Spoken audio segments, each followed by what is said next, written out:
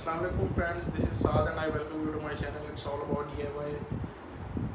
Friends, today we are going to start a new topic about solar power energy. Most of you would have the idea of solar inverter, solar power energy, क्योंकि अब ये बहुत ज़्यादा common होता जा रहा है। हर किसी के घर में सोलर एनर्जी और इससे रिलेटेड जो है इक्विपमेंट्स इंस्टॉल होना शुरू हो गए हैं, लेकिन स्टिल बहुत सारे लोग ऐसे हैं जिनको भी इसके बारे में आइडिया नहीं है या जिन्होंने ये इंस्टॉल करवा लिया है लेकिन और अभी तक उससे ऑप्टिमाइज जो है परफॉर्मेंस नहीं ले पा रहे। तो उसके लिए हम लोग एक सोलर एनर्जी पे और जो रिन्यूएबल एनर्जी है स्पेसिफिकली सोलर पावर, उसके लिए हम लोग एक छोटी सी सीरीज़ बनाएंगे जिससे आपके कॉन्सेप्ट जितने भी हो सकेंगे हम लोग ट्राई करेंगे कि वो क्लियर हो सके।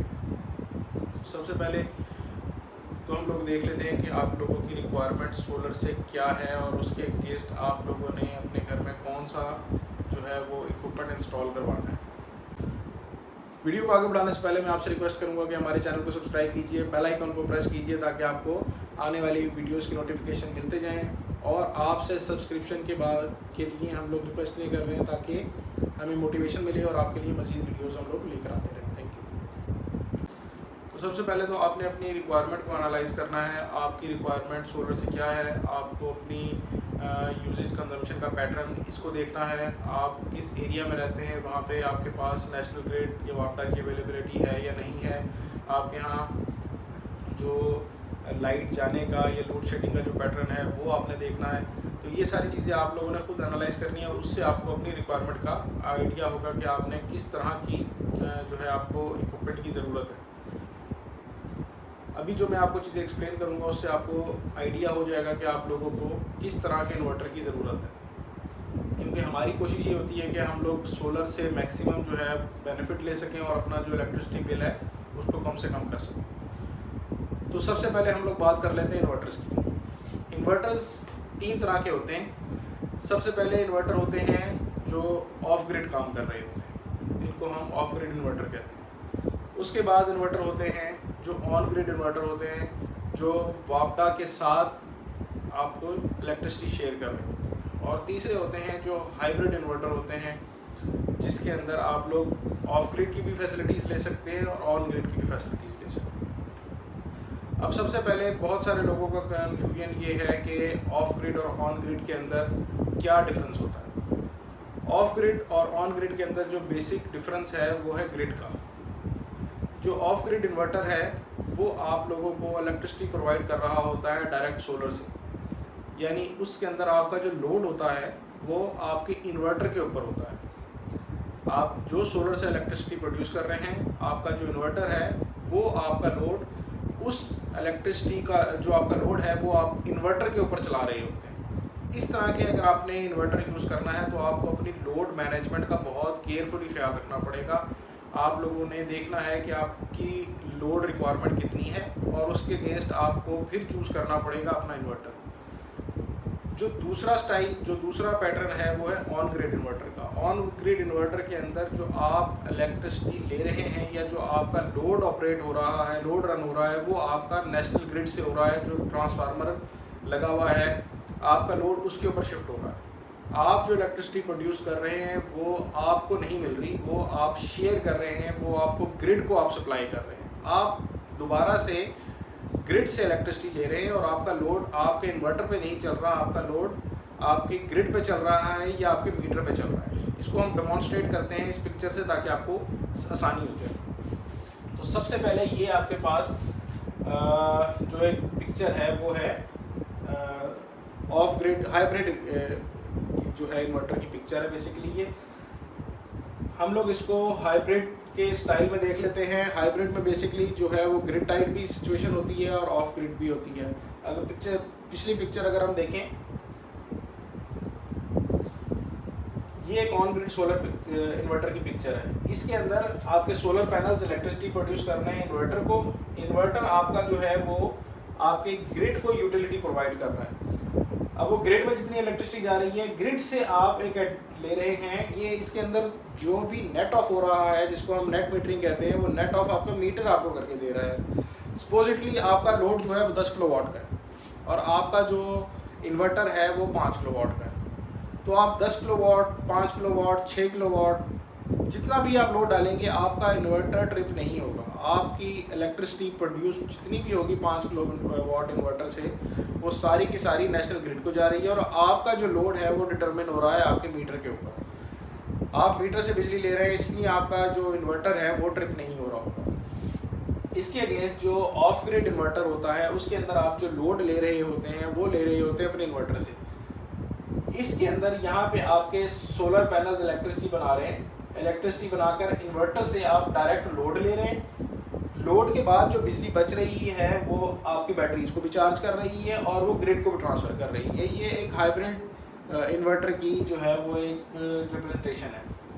सपोजिटली इसके अंदर हाइब्रिड ना हो, इसके अंदर सिर्फ और सिर्फ अगर ये ऑफ ग्रिड हो तो ये आप दो चीज़ों को आप निकाल दें, बैटरीज को और ग्रिड को, तो ये सोलर, ये इन्वर्टर डायरेक्ट आपका लोड ऑपरेट कर रहा है। अब आप लेट्स सपोज आपका जो ये सेटअप है ये 5 किलोवाट का है और आपका अगर लोड जो है 5 किलोवाट से एक्सीड कर जाता है तो ये इन्वर्टर ट्रिप हो जाएगा।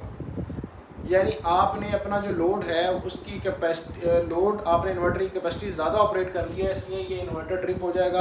आपको जब अपना लोड दोबारा से बंद करके जब आप चलाएंगे उसके बाद ये फिर जो है इन्वर्टर दोबारा काम शुरू करेगा। लेकिन अगर आप पिछली वाली पिक्चर के अंदर जाएँ, पिछली वाली पिक्चर के अंदर आप देखें कि आपका जो लोड चल रहा है वो आपके मीटर से चल रहा है। आप इररिस्पेक्टिव है कि आप कितनी इलेक्ट्रिसिटी प्रोड्यूस कर रहे हैं और आपका जो इन्वर्टर है वो कितनी पावर का है।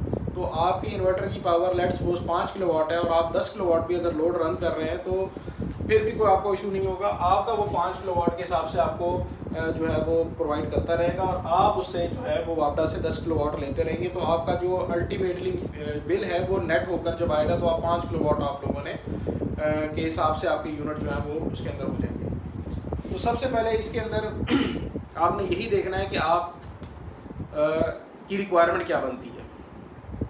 अगर आप ऐसे इलाके में हैं जहाँ पे आपके पास इलेक्ट्रिसिटी नहीं जाती, लोड शेडिंग नहीं होती, तो फिर आप लोग अगर ऑन ग्रिड सोलर इन्वर्टर लगाते हैं तो वो आपको बेनिफिशियल रहेगा। इसलिए बेनिफिशियल रहेगा कि आप जितनी इलेक्ट्रिसिटी आपकी प्रोड्यूस हो रही होगी वो सारी की सारी आपकी शेयर हो रही है वापडा को, आप यूनिट एक्सपोर्ट कर रहे हैं। लेकिन लेट्स सपोज आपके इलाके में 12 घंटे की लोड शेडिंग होती है या 8 घंटे की लोड शेडिंग होती है, जिसके अंदर से 4 घंटे की लोड शेडिंग दिन के औकात में होती है। तो अगर सपोज 12 घंटे का आपका जो डे टाइम है जिसके अंदर आपका इन्वर्टर जो है सोलर जो है वो आपको इलेक्ट्रिसिटी प्रोवाइड करता है, प्रोड्यूस करता है, उसमें से 4 घंटे अगर आपका ग्रिड ही डाउन है, आप इलेक्ट्रिसिटी एक्सपोर्ट ही नहीं कर सकते, तो आपको उसका बेनिफिट नहीं होगा। लेकिन इसके पैरेलल अगर आपके पास एक ऑफ ग्रिड या हाइब्रिड सेटअप है तो वो अगर आपके पास अगर दिन में लाइट नहीं है या है, आपको कोई इसके अंदर इशू नहीं है, आप उससे इलेक्ट्रिसिटी लेते रहेंगे।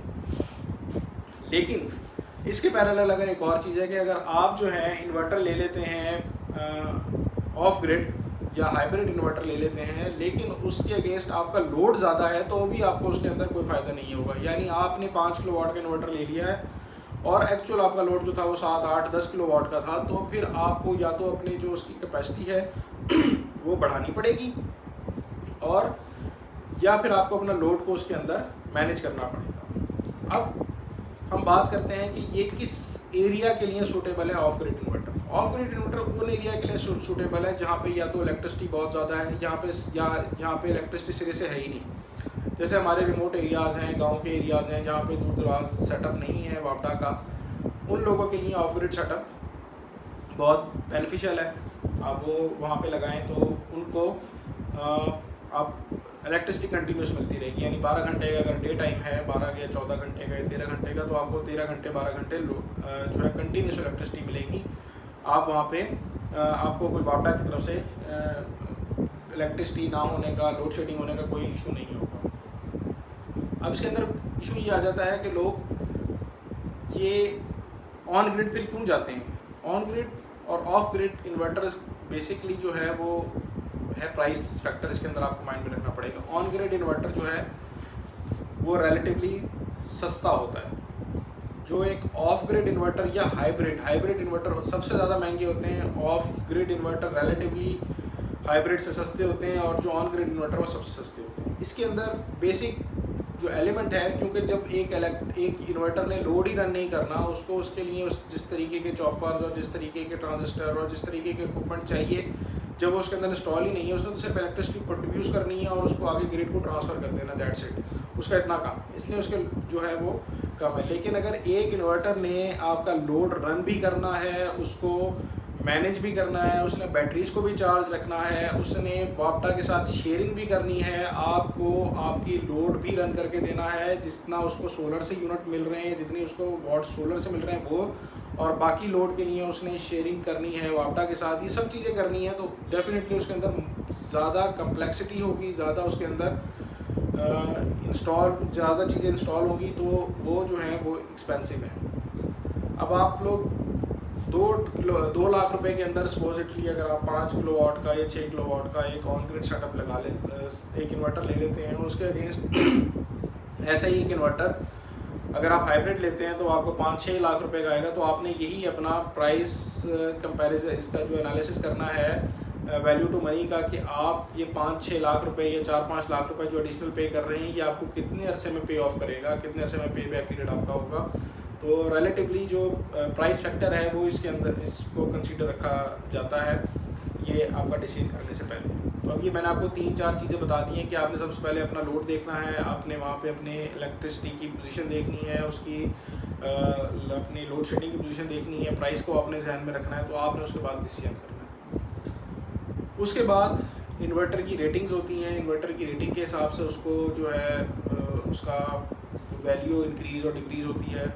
अब उसके अंदर एक IP65 रेटिंग के इन्वर्टर होते हैं और एक IP21 रेटिंग के इन्वर्टर्स होते हैं। ये दोनों जो होते हैं इन्वर्टर, ये ऑफ ग्रिड के लिए मैं आपको बात कर रहा हूँ, क्योंकि ऑन ग्रिड के लिए इतनी ज़रूरत नहीं होती, क्योंकि वहाँ पे जब लोड रन नहीं हो रहा होता तो वो उसको उस तरीके से हीट की ज़रूरत, वो इतना हीट नहीं होते, हीटअप नहीं होते ऑन ग्रिड इन्वर्टर जिस तरह के ऑफ ग्रिड इन्वर्टर या हाइब्रिड इन्वर्टर हीटअप होते हैं। क्योंकि जब एक लोड रन होता है तो उस मशीन को उस मशीन को ज़्यादा कूलिंग की ज़रूरत होती है।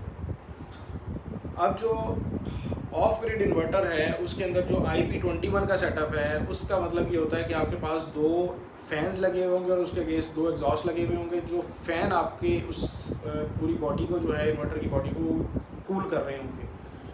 लेकिन जब फ़ैन होंगे तो वो बाहर से एयर सक भी करेंगे और एयर के साथ उसके अंदर मट्टी भी आएगी, और मट्टी जब आएगी तो वो आपके इन्वर्टर को डस्टी कर देगी। उसके अंदर जब मट्टी भर जाएगी तो उसके ट्रिप होने के, उसके ख़राब होने के और उसके परफॉर्म ना करने के चांसेस जो हैं वो बढ़ जाएंगे।